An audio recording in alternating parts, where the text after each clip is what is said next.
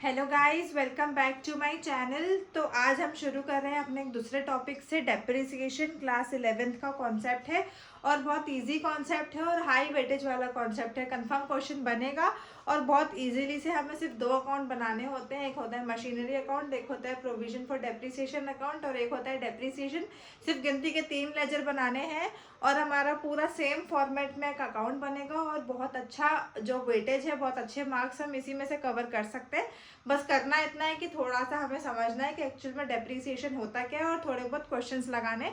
बहुत इजीली हमें पूरा चैप्टर कवर कर लेंगे। आगे बढ़ने से पहले चैनल को सब्सक्राइब करना मत भूलना और वीडियो को लाइक कर लो, शेयर कर लो।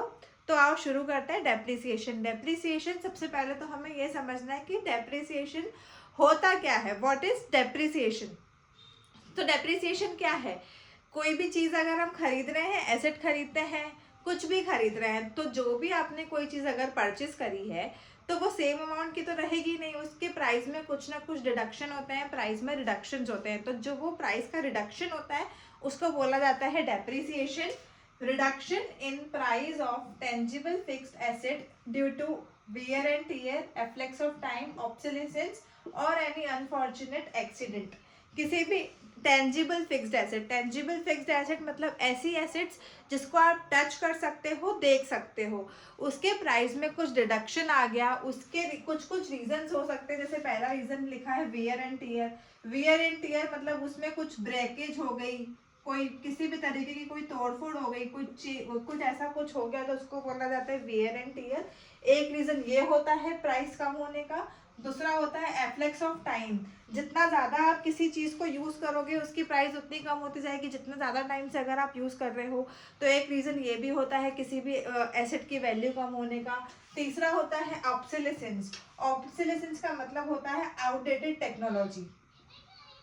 आज आपने एक मोबाइल खरीदा, आज वो बेस्ट है, उसमें आपके पास में सारे फीचर्स हैं। कल अगर आप लेने जाओगे ना मार्केट में मोबाइल, तो आपको कोई ऐसा मोबाइल मिल जाएगा जिसमें और एडिशनल फीचर्स होंगे। तो उसको बोला जाता है ऑब्सोलेसेंस। टेक्नोलॉजी आउटडेटेड हो जाना, नए वर्जन आ जाना, नया अपग्रेडेड वर्जन अगर हमें किसी चीज़ का मिल जाएगा तो ऑब्वियसली जो पुराना वाला है उसकी वैल्यू कम हो जाती है। या फिर कोई अनफॉर्चुनेट एक्सीडेंट, आपने कोई प्लांट एंड मशीनरी खरीदी, आपके कुछ आग लग गई या मशीनरी गिर गई, टूट गई, कुछ भी हो गया, कुछ ऐसे एक्सीडेंट्स हो जाते हैं, तो वो भी एक रीज़न होता है डेप्रिसिएशन होने का। लाइक कार है, कार का एक्सीडेंट हो गया। अब वो कार का अगर एक्सीडेंट हुआ है तो ऑब्वियसली कार अगर आपकी 4 लाख रुपीज़ की थी तो उस एक्सीडेंट के बाद में वो कार 4 लाख की नहीं रहेगी, उसके प्राइस में कुछ ना कुछ डिडक्शन हो जाएगा।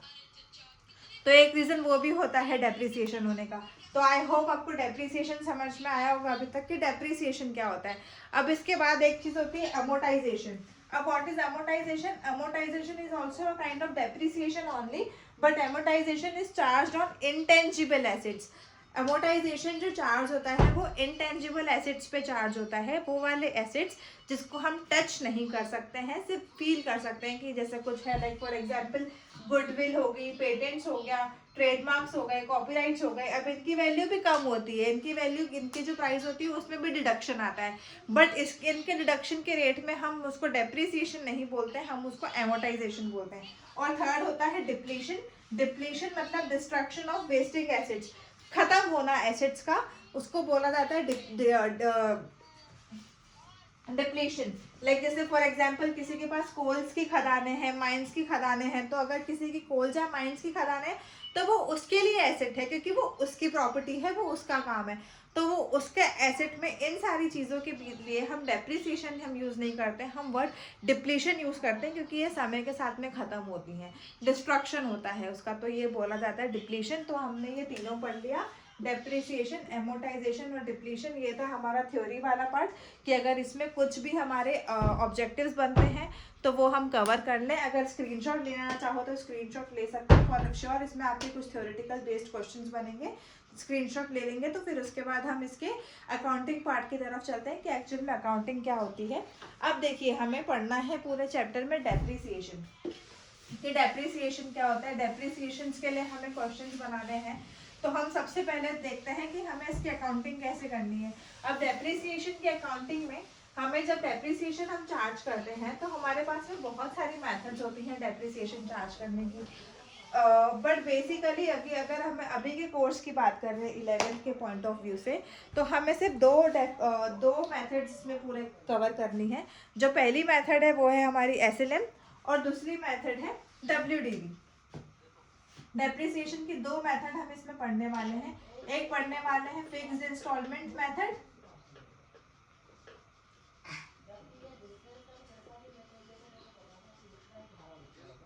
और दूसरी पढ़ने वाले हैं डिमिनिशिंग बैलेंस मेथड।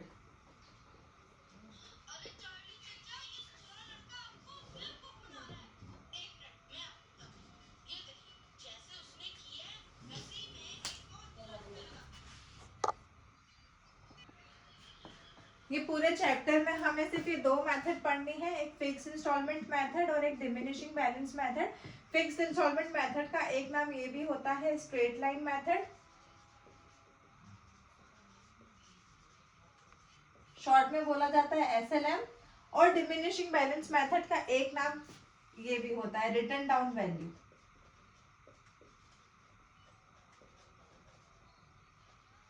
शॉर्ट में बोला जाता है WDV। अब अगर बात करते हो आप SLM की, SLM मतलब स्ट्रेट लाइन मेथड। तो ये वो वाली मेथड होती है लाइक फिक्स्ड इंस्टॉलमेंट मेथड या स्ट्रेट लाइन मेथड। नाम से ही समझ में आ रहा है कि एक अमाउंट पे डेप्रिसिएशन, एक सेम अमाउंट का डेप्रिसिएशन हम चार्ज करते रहेंगे। ये वाला डेप्रिसिएशन जो चार्ज होता है, depreciation is always charged on original cost.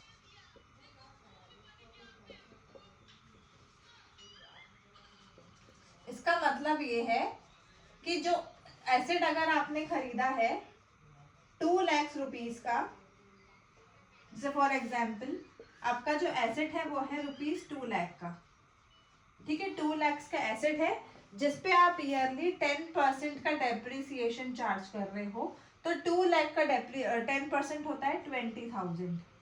20,000 का आपने डेप्रिसिएशन चार्ज करा, मतलब 20,000 से इस एसेट की वैल्यू कम हो गई। तो ये डेप्रिसिएशन लगने के बाद में अब एसेट की वैल्यू बची है 1,80,000। अब अगर हम इसमें फिक्स्ड इंस्टॉलमेंट मेथड या फिर स्ट्रेट लाइन मेथड से डेप्रिसिएशन लगाएं, तो मतलब एक फिक्स्ड इंस्टॉलमेंट, एक फिक्स अमाउंट तक का डेप्रिसिएशन हमेशा हमें लगाना है। तो ये जो डेप्रिसिएशन चार्ज होगा इस पे हमेशा ओरिजिनल कॉस्ट पे डेप्रिसिएशन हम चार्ज करते हैं। मतलब नेक्स्ट ईयर का डेप्रिसिएशन जो चार्ज करेंगे ना, इसी पे चार्ज करेंगे। मतलब 20,000 का डेप्रिसिएशन ही नेक्स्ट ईयर भी लगेगा। इस पर 20,000 का डेप्रिसिएशन हमने फिर से लगा दिया, तो ये बचा 1,60,000। अब अगर थर्ड ईयर का फिर से डेप्रिसिएशन निकालना है, वही अगर फिक्स इंस्टॉलमेंट मेथड या ओरिजिनल कॉस्ट मेथड या स्ट्रेट लाइन मेथड, तो मतलब सेम ओरिजिनल कॉस्ट मतलब 2 लाख रुपए, डेप्रिसिएशन है 20,000 का, तो यहाँ पे भी हम 20,000 का डेप्रिसिएशन इस पे चार्ज कर देंगे, तो वैल्यू बचेगी 1,40,000। आई होप आपको स्ट्रेट लाइन मेथड समझ में आया होगा कि स्ट्रेट लाइन मेथड क्या होता है। वही अगर आप बात करते हो डिमिनिशिंग बैलेंस मेथड या फिर रिटर्न डाउन वैल्यू, नाम से ही समझ में आ रहा है बैलेंस या रिटर्न डाउन वैल्यू मतलब वैल्यू जो कम होती जा रही है उतनी। सेम अगर आपका एसेट है 2 लाख रुपीज का, 10% का डेप्रिसिएशन आप चार्ज कर रहे हो WDV से या फिर रिटर्न डाउन वैल्यू या फिर डिमिनिशिंग बैलेंस से, तो 10% 2 लाख का होता है 20,000। तो आपका जो मशीनरी बची है वो बची है 1,80,000 की। अब अगर डिमिनिशिंग बैलेंस मेथड या फिर रिटर्न डाउन वैल्यू दिया हुआ है, तो बैलेंस से हमें समझ में आता है कि बैलेंस मतलब जितना बच रहा है उतना, या रिटर्न डाउन वैल्यू मतलब जितनी बच रही है उतनी। तो अब अगर आपका रिटर्न डाउन वैल्यू से अगर आप डेप्रिसिएशन अकाउंटिंग कर रहे हो, तो ये बैलेंस है आपका, इतने की मशीन बची है। तो अब आप जो नेक्स्ट ईयर का डेप्रिसिएशन चार्ज करोगे वो आप चार्ज करोगे 1,80,000 पे, मतलब 10% 1,80,000 पे, तो इसका जो डेप्रिसिएशन लगेगा वो 18,000 लगेगा, है ना। तो जो आपकी एसेट की वैल्यू बचेगी वो बचेगी 1,62,000। अब अगर तीसरे साल की आपको डेप्रिसिएशन करनी है इसी में WDV में, तो जो डेप्रिसिएशन आप निकालोगे वो लगाओगे 1,60,000 पे 10%। वही अगर ओरिजिनल कॉस्ट और उस पर लग रही थी फिक्स इंस्टॉलमेंट पे, तो हर साल डेप्रिसिएशन हमारा ओरिजिनल कॉस्ट पे ही लग रहा था। इसी पे हम हमेशा अपना डेप्रिसिएशन अकाउंटिंग कर रहे थे। सेम एक फिक्स इंस्टॉलमेंट 20,000 की डेप्रिसिएशन के नाम पे हम काट दे रहे थे। आई होप आपको दोनों समझ में आया होगा कि स्ट्रेट लाइन मेथड और WDV मेथड क्या होती है। स्क्रीनशॉट लेना चाहो ले सकते हो, साथ में नोट्स बनाते हुए चलना गाइस, ताकि क्वेश्चन करने के टाइम पे हमें कोई प्रॉब्लम ना आए। बढ़ते हैं अब आगे की तरफ। आज हम समझते हैं, आप हेडिंग डाल लीजिए आज के लिए, स्ट्रेट लाइन मेथड या फिर फिक्स्ड इंस्टॉलमेंट मेथड। अब स्ट्रेट लाइन मेथड में एक तो हमारे पास में तरीका ये होगा कि क्वेश्चन में या तो आपको रेट ऑफ इंटरेस्ट दे दिया रहेगा या कहीं बार अमाउंट दे दिया हुआ होता है, और एक डेप्रिसिएशन निकालने का हमारे पास में फॉर्मूला है। लिख लीजिए फॉर्मूला गाइस। डेप्रिसिएशन का फॉर्मूला है cost of asset minus scrap value या फिर रियलाइजेबल वैल्यू अपॉन में एस्टिमेटेड यूजफुल लाइफ। लेट्स, अब ये स्क्रैप वैल्यू क्या होती है? स्क्रैप वैल्यू ये होती है कि मशीन जब आपने पूरी यूज करी, उसके बाद कूड़े के भाव में जब उसको बेचा तो वो कितने की बची, उससे आपको अमाउंट कितना रियलाइज हुआ जब आप उसको बेच रहे हो। लेट्स, हम स्क्रैप का सीधा सीधा मतलब होता है कूड़ा। जब आपने उसको बेचा, वो आपने जब उसको बेचा था तो आपको कितना मनी उससे रियलाइज हुआ, दैट इज स्क्रैप वैल्यू और रियलाइजेबल वैल्यू। अब एक एग्जांपल लेते हैं। लेट्स सपोज आपकी जो एसेट की कॉस्ट है वो है 1 लाख रुपीज, स्क्रैप वैल्यू है रुपीज 25,000 और एस्टिमेटेड यूजफुल लाइफ है उसकी 4 years। तो अगर हमें फॉर्मूला में पुट ऑन करके डेप्रिसिएशन निकालना होगा, ये SLN के लिए होता है। SLN में ही ये लगेगा, क्योंकि कॉस्ट एसेट की एक ही बार होती है, कॉस्ट एसेट की बार बार बदलेगी नहीं। वो हम डेप्रिसिएशन लगाने के बाद में एसेट की वैल्यू उतनी रह जाती है, पर जो कॉस्टिंग थी वो कॉस्टिंग ही रहेगी। कॉस्ट ऑफ एसेट आपकी है 1 लाख रुपीज, स्क्रैप वैल्यू है 25,000 अपॉन में 4, तो ये हो गया 75,000 अपॉन में 4। इसको अगर हम कैंसिल करेंगे तो ये आ जाएगा 135, 4 8 जा 28, 4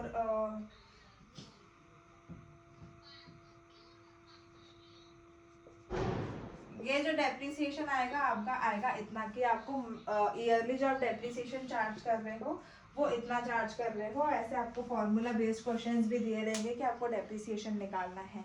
आओ अब चलते हैं, स्क्रीनशॉट लेना चाहो स्क्रीनशॉट ले सकते हो गाइस।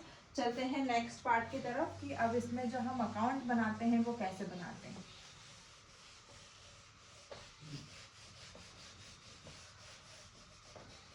सिंपली लेजर बनाना है। लेजर का हमारा फॉर्मेट होता है, क्वेश्चन में एक एग्जांपल के तौर पे क्वेश्चन यहाँ पे लिख रही हूँ। सबसे पहले हम फॉर्मेट बना लेते हैं। स्ट्रेट लाइन मेथड से ही क्वेश्चन सॉल्व करेंगे। मशीनरी अकाउंट हम सबसे पहले बनाने वाले हैं। सेम इसका फॉर्मेट होता है, date particulars amount, date particulars amount. अब गाइज एक बात ध्यान रखना, डेप्रिसिएशन की जब आप अकाउंटिंग करेंगे तब इसमें डेट्स का बहुत रोल होता है। वो क्यों होता है अभी आपको समझ में आ जाएगा।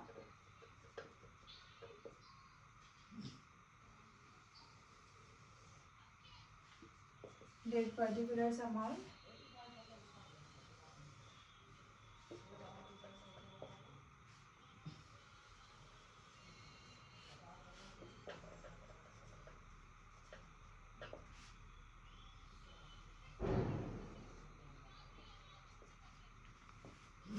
ये हमारा डेबिट वाला साइड, ये हमारा क्रेडिट वाला साइड।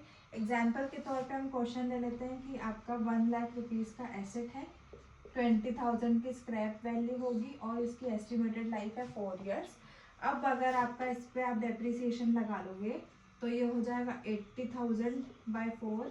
इसका मतलब 20,000 का ईयरली डेप्रिसिएशन लग रहा है। अब ये जो मशीन है आप समझ के चलो, आपने 1 अप्रैल को खरीदी, 1 अप्रैल 21 को खरीदी है। 31 मार्च को हम इसकी करते हैं ईयर एंडिंग, 31 मार्च को हम अकाउंट बना रहे हैं। मतलब मशीनरी अकाउंट हम बना रहे हैं, डेट का वो नहीं है। सबसे पहले हम क्या करेंगे, मशीनरी खरीदने की एंट्री करेंगे। अब कोई भी चीज़ आती है तो हम क्या कर देते हैं, डेबिट करते हैं। Debit what comes in, credit what goes out, जो हमारे लेजर के रूल्स है या जितने भी हमारे अकाउंटिंग के रूल्स है यही है। Debit the receiver, credit the giver, debit what comes in, credit what goes out. तो जो आया है हमें उसको करना है डेबिट। अब हमारे पास में क्या आई है, मशीनरी। मशीनरी आई है कितने रुपए की आई है, 1 लाख रुपए की गाइस। अब तो ये जो बड़ी बड़ी बिजनेस फॉर्म्स होती है ना, कंपनी होती है, इनकी बड़ी बड़ी परचेसेस होती हैं, इतने कुछ बड़ा सामान खरीद रहे हैं, तो ये कैश में बात नहीं होती, यहाँ पे बात होती है बैंक पे या फिर चेक पे, मतलब चेक या फिर ऑनलाइन ट्रांसफर्स होते हैं। तो जब भी आप कोई मशीनरी परचेस करोगे, क्योंकि कैश में नहीं खरीदी है, तो जो आपकी एंट्री बनेगी ना, आपका ये होगा machinery account debit to bank account, अगर आप जनरल की बात करते हो, क्योंकि हमने पेमेंट करी है बैंक से। तो जब हम लेजर बनाते हैं, लेजर पोस्टिंग करते हैं, अगर आपको machinery account debit to bank account करना है, तो लेजर अगर मशीनरी अकाउंट बना रहे हो तो मशीनरी में मशीन का नाम तो लिखोगे नहीं। मशीनरी डेबिट हो रहा है तो जो करेस्पॉन्डिंग एंट्री होती है हम उसको उसकी जगह डेबिट कर देते हैं। तो सबसे पहली एंट्री हमारी यहाँ पे बनेगी 1 अप्रैल 21 टू बैंक अकाउंट। कितने की मशीन आपने खरीदी है, 1 लाख रुपीज की, तो यहाँ पे हमने कर दिया 1 लाख रुपीज डेबिट। राइट। अब 1 अप्रैल से लेके 31 मार्च को हम करते हैं ईयर एंडिंग। तो 1 अप्रैल से लेके 31 मार्च तक मशीन यूज हुई, इस पर डेप्रिसिएशन लगेगा। 31 मार्च को डेप्रिसिएशन का अमाउंट हम निकाल चुके हैं 20,000, तो डेप्रिसिएशन हम यहाँ पे लगा देते हैं 31 मार्च 2022। अब 1 अप्रैल 2021 का जो ईयर एंड होगा वो 31 मार्च अगले साल का होगा, 2022 का। तो यहाँ पे हमने लगा दिया बाय डेप्रिसिएशन अकाउंट, कितना, 20,000। ये हम कर रहे हैं SLM से या फिर फिक्स इंस्टॉलमेंट मेथड से। अब 1 लाख की मशीन थी, 20,000 का डेप्रिसिएशन लगा, तो मतलब हमारी जो मशीन बची 31 मार्च को ही हमें निकालना है इसका बैलेंस। हमारा जो मशीन बची है, मतलब by balance carried down, machine हमारी बची है 1 लाख में से 20,000 माइनस किया तो 80,000 की, ये हमने लगाया पहले साल का account close, 1 lakh rupees same करा, और ये पहले साल का हमारा अकाउंट करते हैं हम क्लोज। लेट सपोज 3 इयर्स की अकाउंटिंग कर रहे हैं हम इसके ऊपर, 3 इयर्स की अकाउंटिंग अगर चल रही है तो 31 मार्च 2022 का जो क्लोजिंग बैलेंस है वो 1 अप्रैल 2022 के लिए ओपनिंग बैलेंस होगा। ये टू बैलेंस ब्रॉड डाउन जो है ये मशीन का बैलेंस है, मतलब मशीन आपकी बची है 80,000 रुपए की। अब देखिए सेम प्रोसीजर, 1 अप्रैल 2022 का डेप्रिसिएशन लगेगा अगले साल 31 मार्च को, 31 March 2023 by depreciation account. Fixed instalment method है, मतलब सेम 20,000 का ही डेप्रिसिएशन हम लगाएंगे, तो ये 20,000 हमने लगा दिया डेप्रिसिएशन। अब सेम हमें बैलेंस निकालना है 31 March 2023 by balance carried down. 80,000 में से 20,000 अगर हमने माइनस कर दिए तो अब हमारी मशीन बची 60,000 की। ये 2 साल की अकाउंटिंग क्लोज, टोटल करा हमने 80,000 80,000, 2 साल के लिए क्लोज। अब बस हमें 3 साल की अकाउंटिंग, तीसरे साल की अकाउंटिंग और करनी है। ये 31 मार्च 2023 का जो क्लोजिंग बैलेंस है ये 1 अप्रैल 2023 के लिए ओपनिंग बैलेंस होगा। To balance brought down 60,000। Same procedure, depreciation लगाना है हमें 31 मार्च को। अब ये हो जाएगा 2024 बाय डेप्रिसिएशन अकाउंट सेम 20,000, यही हमारा हो जाएगा इसका क्लोजिंग बैलेंस। बैलेंस निकाल लेंगे सेम डेट पे बाय बैलेंस कैरेट डाउन। 60,000 में से 20,000 अगर हम माइनस करते हैं तो अब हमारी मशीन बची है 40,000 की। बस टोटल लगाया, अकाउंट क्लोज। ये हमारी हो गई 3 साल की accounting. I hope guys machinery account कैसे बना SLM के अंदर आपको समझ में आया हो। स्क्रीनशॉट ले लो इसका ताकि हम आगे बढ़ सकें। बहुत इजी है, ऐसे ही पूरी अकाउंटिंग करनी है, ऐसे डिमिनिशिंग बैलेंस पे बनेगा, बस उसमें जो अमाउंट है वो यहाँ पे चेंज होता जाएगा। आई होप इस डेप्रिसिएशन का इंट्रोडक्शन आपको बहुत अच्छे से समझ में आया होगा कि क्या है डेप्रिसिएशन, कैसे हम अकाउंटिंग करते हैं। नेक्स्ट वीडियो में हम देखेंगे कि डेप्रिसिएशन अकाउंट कैसे बनता है और डिमिनिशिंग बैलेंस मेथड, और इसके कुछ क्वेश्चंस भी लगाएंगे कि हो सकता है उसमें हमने 2 मशीन खरीदी हो, कभी कुछ बेचा हो, या अलग अलग तरीके की कुछ अकाउंटिंग हुई हो, एक्सीडेंट हुआ है, तो सारे क्वेश्चंस हम नेक्स्ट वीडियो में कवर करेंगे। ये था हमारा इंट्रोडक्शन वाला पार्ट कि डेप्रिसिएशन होता क्या है। तब तक के लिए ये इंट्रोडक्शन प्रैक्टिस करो, सिंपल से क्वेश्चंस बनाओ, और प्लीज़ चैनल को सब्सक्राइब करना मत भूलो, वीडियो को शेयर करो ताकि और यूजफुल कंटेंट आपके पास आते रहें और मुझे भी अच्छा लगता रहे और हम रोज़ के रोज़ मिलते भी रहें। तब तक के लिए अच्छे से प्रैक्टिस करते रहो गाइस। Thank you.